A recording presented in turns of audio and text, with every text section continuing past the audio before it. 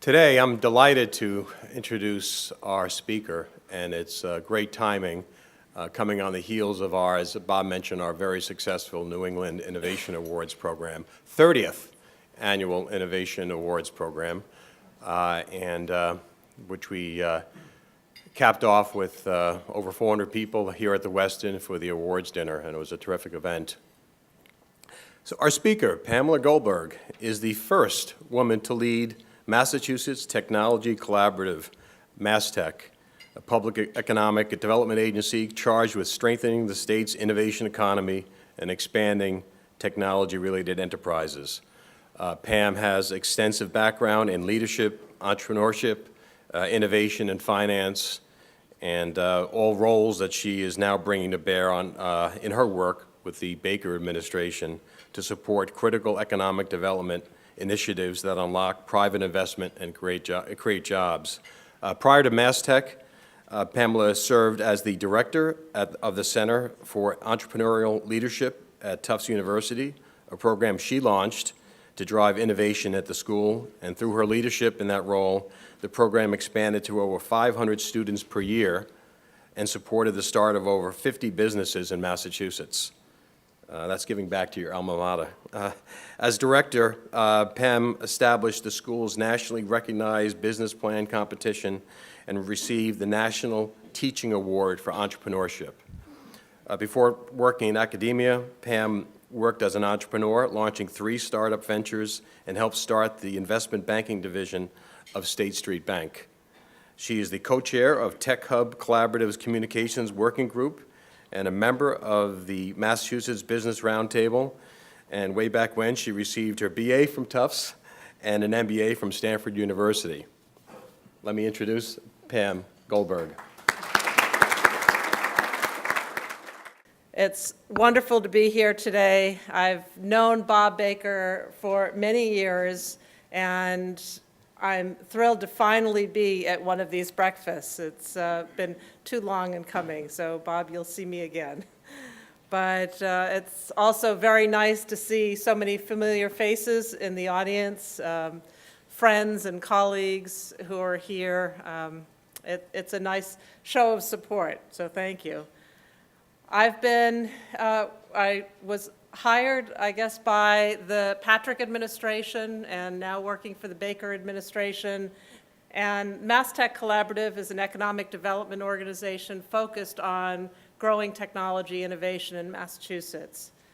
So what I'd like to do is spend about 20-25 minutes telling you about who we are and what we do, how we manage to grow the innovation economy, how we leverage the leaders in technology, in academia, and in government to make things happen.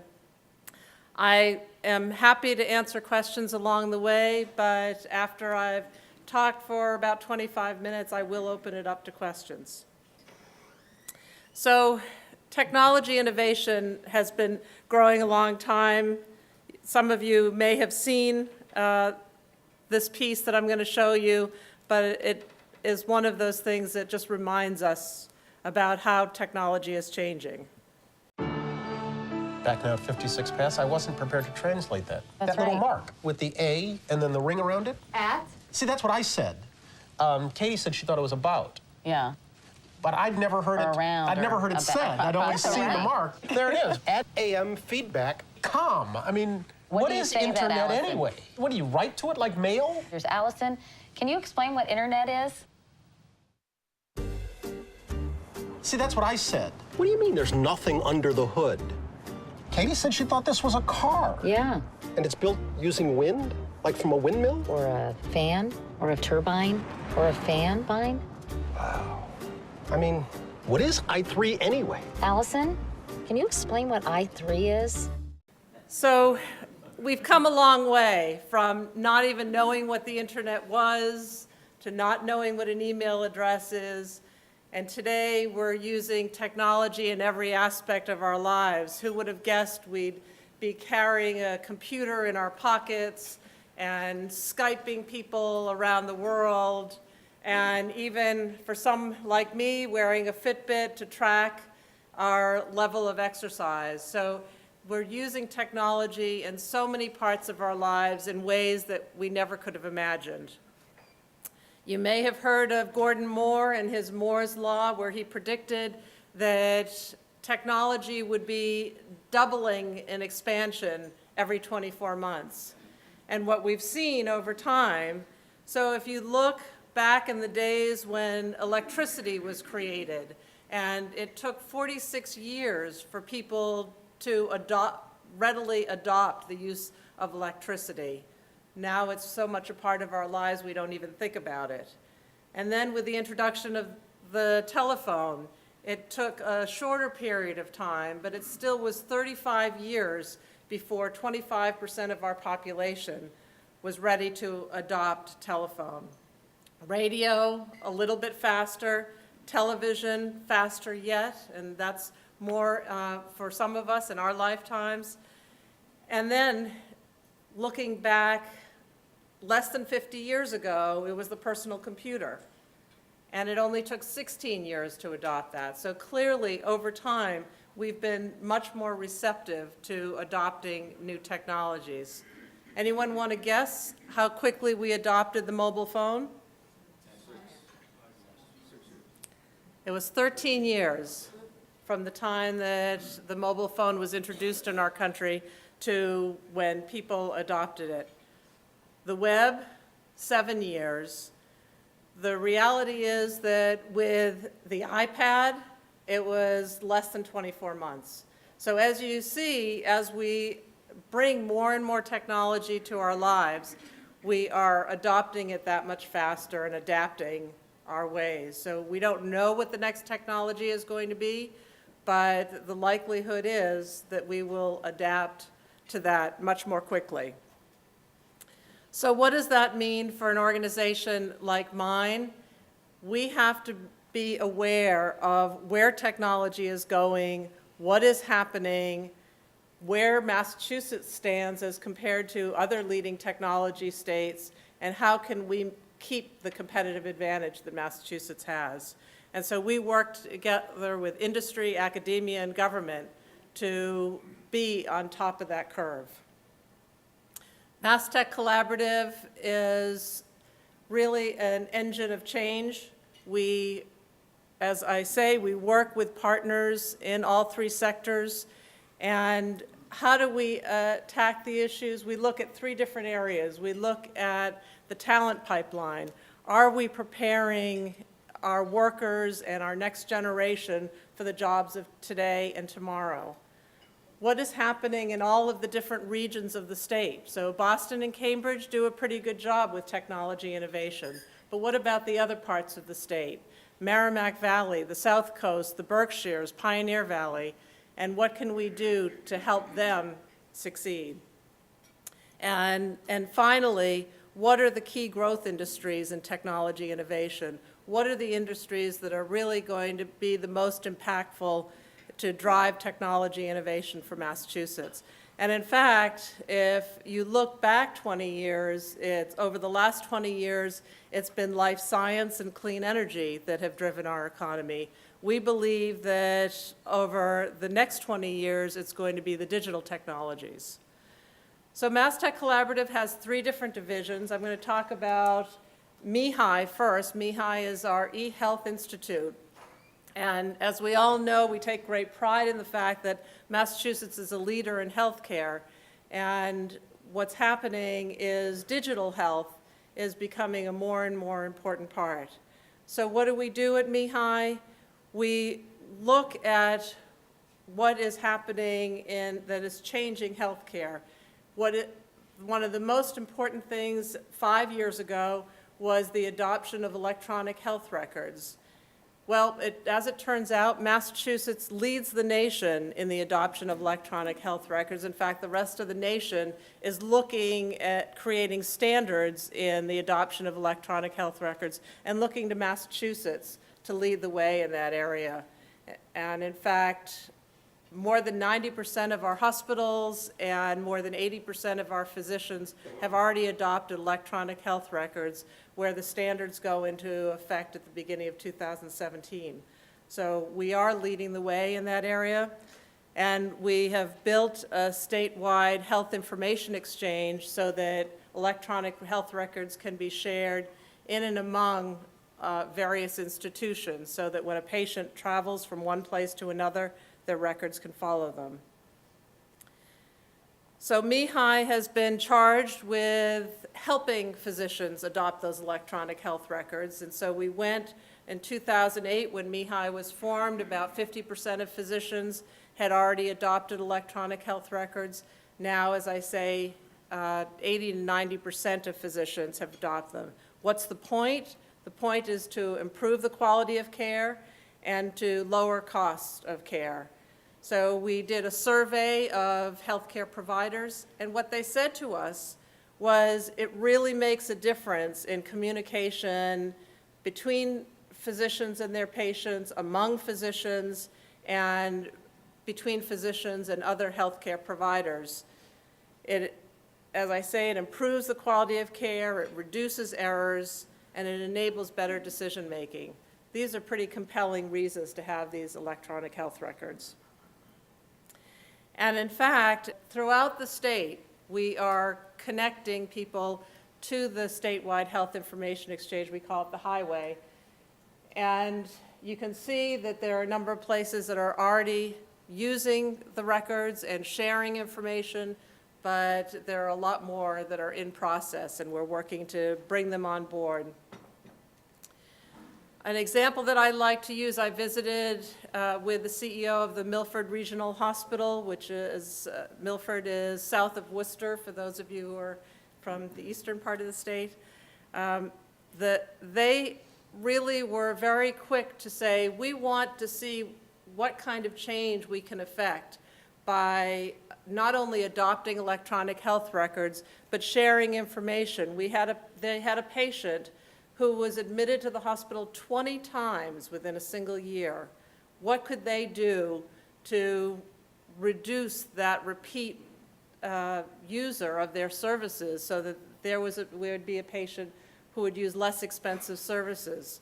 So they used our health information exchange to connect with a nursing care facility, with a visiting nurse association, with a rehab facility. And sure enough, by making those connections and sharing information among those institutions, that patient was able to get the care they needed and the right medications over time so that they didn't need to keep coming back to the hospital. That's one example, but it's a pretty important one as our healthcare costs go up and we're looking for ways to bring them down. But what we're finding is not just are more physicians adopting these electronic health records, but there's really a digital health revolution going on throughout our country. But in fact, the leading technology healthcare companies are here in Massachusetts. So of the 100 top leading digital health companies in the United States, 16 of them are here in Massachusetts. And as you can see from this chart, those companies have more revenues than anywhere else in the United States. So we are leading the charge. There are 250 digital health companies in Massachusetts, and the venture community has really shifted their focus. So many of the venture community who were focused on biotechnology are now looking at digital health as a way, an area to fund companies. And you may recognize this face. Shirley Long from the Globe writes about what's happening in industry and technology, and she agrees with me. She has found that executives from across industries are saying, this is an industry for Massachusetts to focus on. This is an industry for Massachusetts to pay attention to. What can we do to help grow this sector here in Massachusetts? I did a visit to one of our fastest growing health IT companies, eHealth, which is in Watertown. They've taken over the Arsenal Mall. And they are adding 1,000 jobs this year in this sector. The founder of that company, Jonathan Bush, said that he knew that the healthcare system was broken, and what could he do to help improve that industry and grow that industry.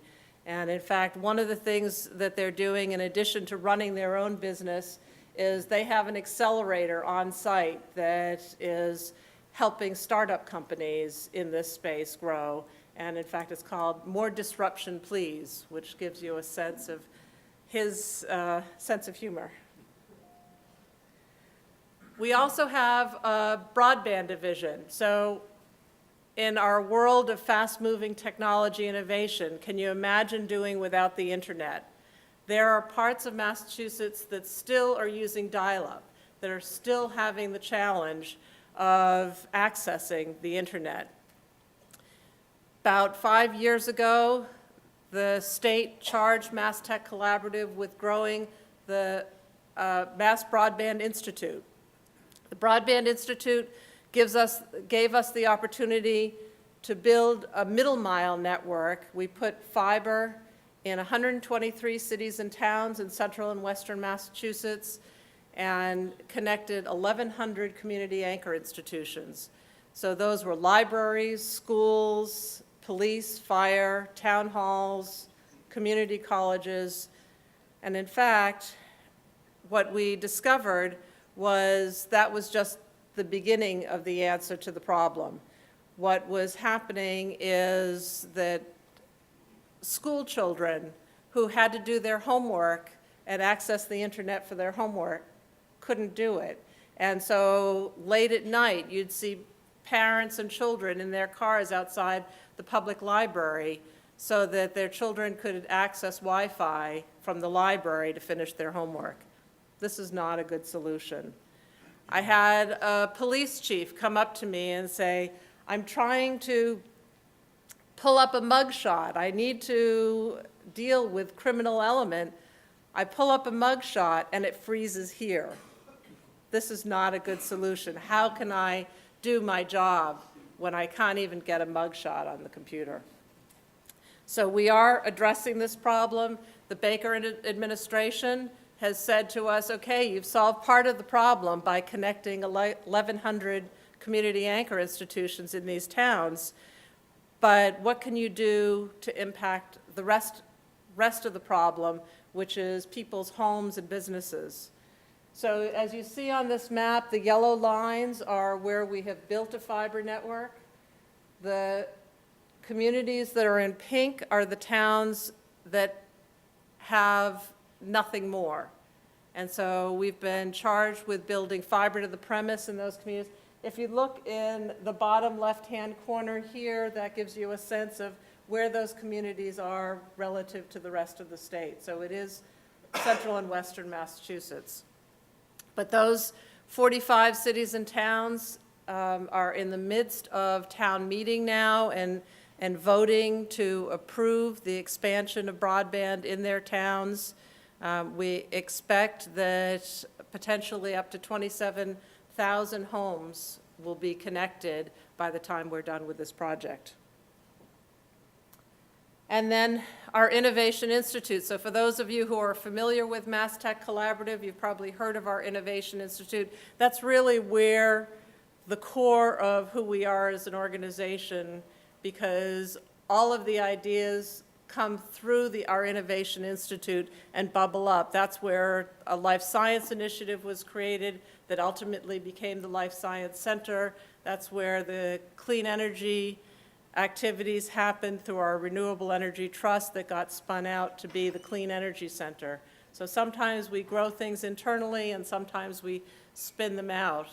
But that is where we're addressing the talent pipeline issues. That's where we're meeting with technology leaders to find out what the next great thing is going to be. That's where we work with academic leaders to do research and development match funds, to grow the next technology innovation in partnership with industry. That's where we're looking at all of these different challenges. So let me give you some examples. As I mentioned to you, we try to look at all the different regions of the state and things that we're doing.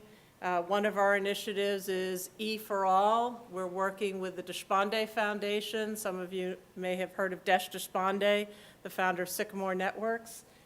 He decided that everyone deserves an opportunity to be an entrepreneur, but what we really need to do to make entrepreneurs successful is to mentor them. And so what kinds of mentorship initiatives can we do to help those entrepreneurs succeed? So we've done that in partnership with him, both on the North Shore, and we're starting a new one on the South Coast with Valley Venture Mentors in Springfield. We're doing something similar in Springfield. And as you can see, we're doing initiatives all over the state. The Speaker DeLeo and I were down in Quincy, Massachusetts about a month ago and met with a group of entrepreneurs there, and they're experiencing that same mentorship that's driving innovation in that community.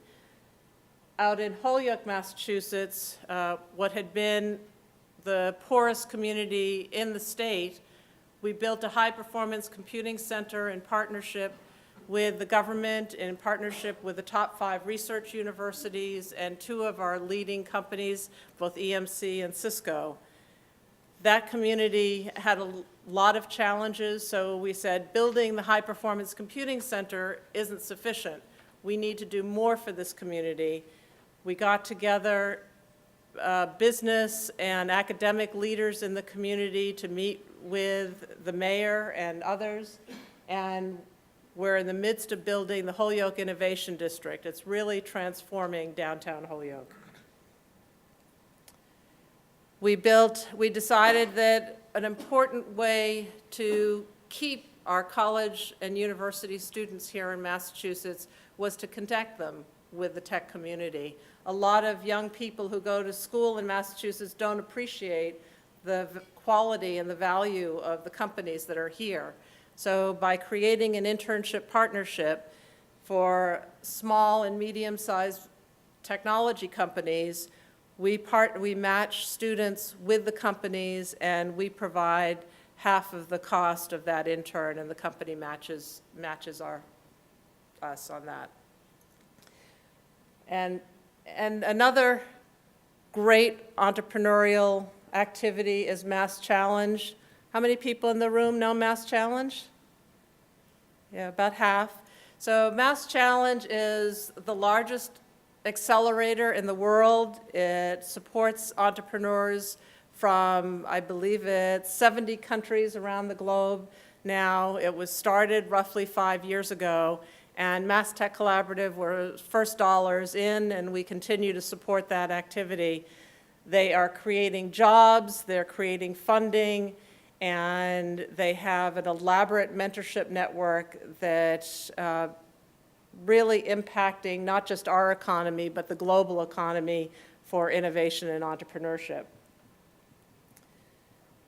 One of the things that we realized a couple of years ago was big data is one of those high-growth industries for Massachusetts, where Massachusetts has a competitive advantage. And so we did some research and did a big data study. Bob mentioned Liz Reynolds of MIT. She helped us with this research. We discovered that there's so much data being collected by everyone in our society that there is an opportunity for Massachusetts to have a competitive advantage in that sector. And so I mentioned the High Performance Computing Center. We built that. That's been a partnership. There are other colleges and universities that are interested in engaging with that. We're in the midst of an open cloud initiative that will be basically a layer on top of the High Performance Computing Center to create algorithms, and so small and medium-sized businesses can access the cloud without buying services from the likes of Amazon. And we also are doing hackathons that using vast amounts of data to create solutions, to do research and create solutions to problems. One example of that is, for the very first time, the Department of Defense opened up one of their data sets for a hackathon to see if a competitive challenge would create solutions to a problem that they had. Well, we worked with Natick Labs, which is run by the U.S. Army, and what their challenge was that as soldiers go out into the field, they carry these huge packs, 80 to 100-pound packs, and they're out in the field for weeks at a time. And not only do they have to bring clothing and first aid, but they also have to bring food. What the soldiers were doing was deciding, what is the lightest food I can carry so that I don't have my pack any heavier than it needs to be?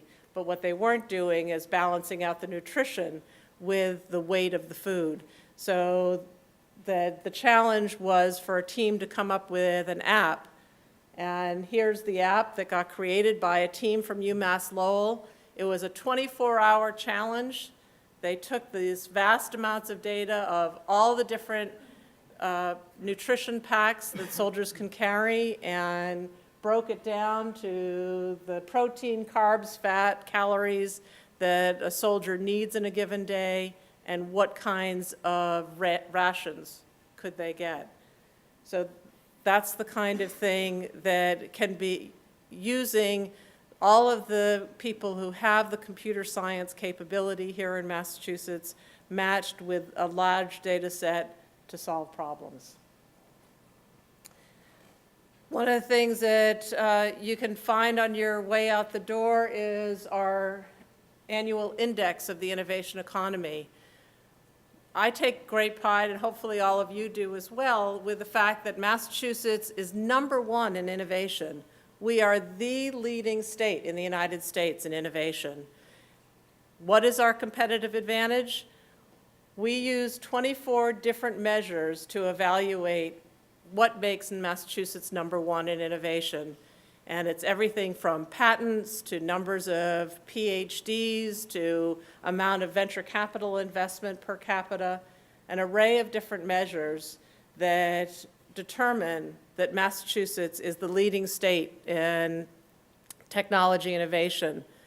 What's happening, and we've been doing this study since the mid-90s, and we will continue to do this because it's really important for us as we go around the country, go around the world, and even here at home to recognize how important that is for the growth of our state. There's a reason that our unemployment rate is as low as it is. There's a reason that there's the kind of growth in jobs that there is. That's because technology makes up about 40% of the Massachusetts economy. That's higher than any other state. And for the continued growth of jobs, we need to make sure we continue that competitive advantage.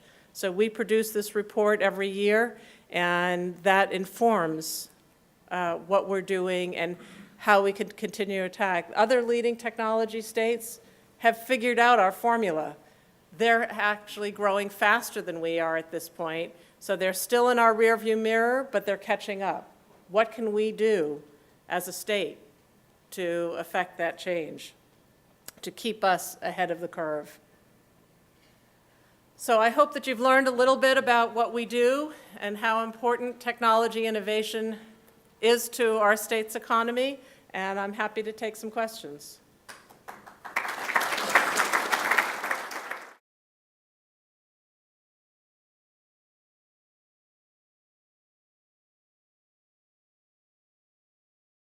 The Health Connector hit a bunch of bumps. There's no question about that.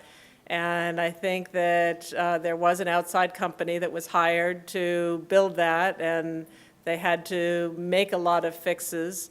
I think that it wasn't software created by the state. It was a software created by an outside party. I think anytime there's a new software rollout, there are going to be bugs. I remember the first time I used Microsoft Office, and there were lots of bugs and challenges, and it kept getting better and better. I think you'll see that with the Health Connector and with our statewide health information exchange, that there were bugs.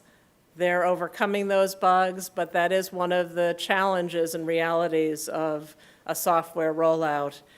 Maybe they could have not rolled it out to the whole population at once, maybe that would have made a difference, but very easy to say in hindsight what we could have or would have done had we known what a challenge it would be. But I think that we're on the right path now and things are moving forward well. I must say the fact that our governor comes from the healthcare industry, has invested in the healthcare industry as a venture capitalist, he really gets it and he understands. So I think that we're going to see some good things from this administration.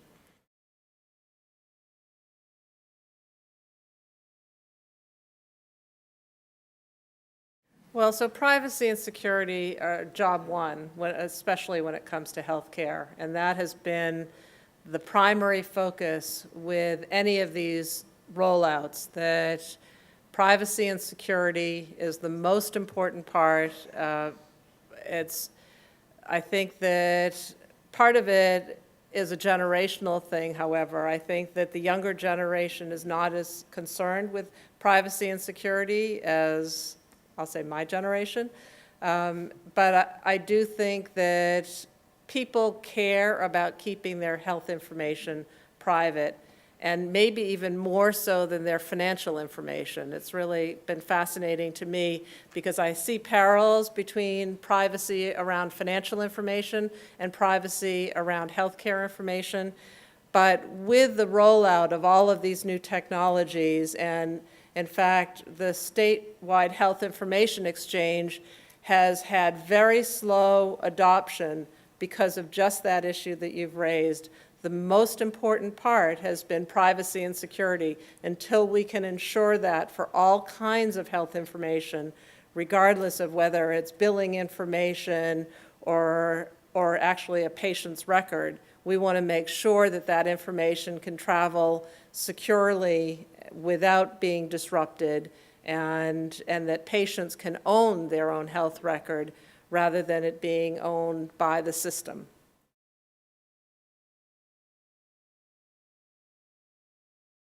Yeah, so our internship program,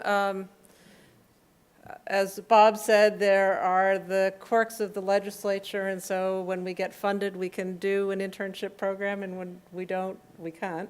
But no, we have. So you're in one branch and not in the other. Is that what you're saying? No, no. You're in It's, both branches. we have had. I think that it's more than 800 students sign up to our website and close to 500 companies sign up to create those matches. The companies need to be pre-qualified, the students do not. We're only looking for the smaller technology companies to partner with us because the larger technology companies ought to be able to pay their interns. So, but we will match the funds for those smaller technology companies. And we have worked with a few companies on a repeated basis that as they're growing, the use of interns has been a very valuable resource for them.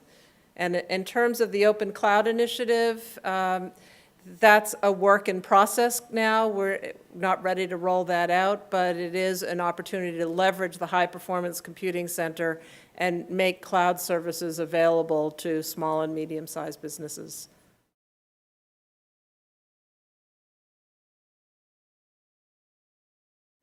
%40 of jobs in Massachusetts.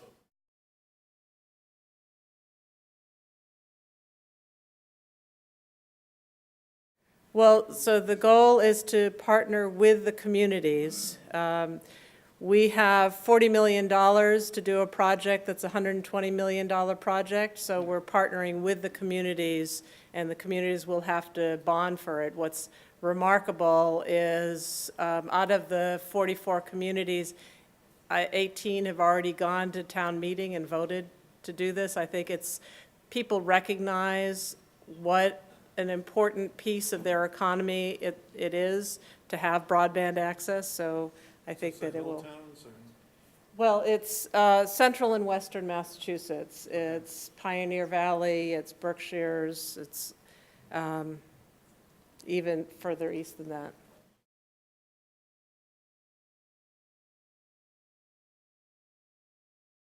Well, so I mentioned E4All is one of those initiatives. So that's in Lowell and Lawrence, and it's a way to encourage entrepreneurs in those communities, and they actually, a group of them get admitted. There's a cohort every year for the last couple of years that get mentored and trained in a formalized program, and in fact, some of their programs are Spanish-speaking programs for that population. Just last week, we announced a new initiative in partnership with the Haverhill Foundation up in Haverhill, which is where I grew up. But Chairman Dempsey has been asking us, what can we do to help my community do better? And so we're doing this partnership with the Haverhill Foundation to try to grow an entrepreneurial community in Haverhill.